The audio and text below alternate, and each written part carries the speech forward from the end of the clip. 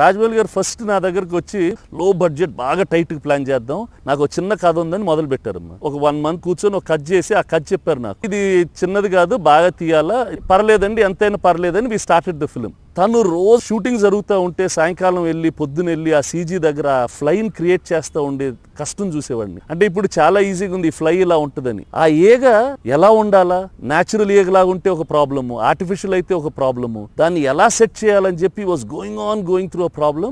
సరే, ఒక 7-8 నెలల తర్వాత ఒక మంచి ఏగ తయారైంది. ఈ ఏగ ఎన్ని వేషాలు వేయగలదో, ఈ ఏగ చేతులు కదులుతాయా, కాళ్ళు కదులుతాయి, ఇవన్నీ చేస్తూ ఉండి ఇది ఒక రోజు జరిగింది కాదు, ఓవర్ 1 year ఇవన్నీ జరిగినాయి. తర్వాత January 14th రిలీజ్ చేద్దాం అని అనుకున్నాం, పని జరగటం లేదు. March 30th అనుకున్నాం, పని జరగటం లేదు. ఒకరోజు సీజీ దగ్గరికి వెళ్ళి, సార్ బాగా టైం అవుతుంది, వెళ్ళి చూద్దాం అంటే ఒక స్మాల్ ఫ్రేమ్లో ఆ ఫ్లై చూశాను, రష్యా నుంచి ఒకరు చేసి వస్తే. ఆ రోజు అనిపించింది అసలు దీన్ని ఇంకెవరు ఆపలేరు, మామూలుగా తొందరగా రిలీజ్ చేద్దాం, సమ్మర్ సీజన్ పోదు, ఏ సీజన్ అయినా పర్లేదమ్మా, ఇంకో 4 నెలలు ఉన్నాయి, మనం ఈ సినిమాని అప్పుడే చేద్దాం అనే తెలియని కాన్ఫిడెన్స్ వచ్చింది.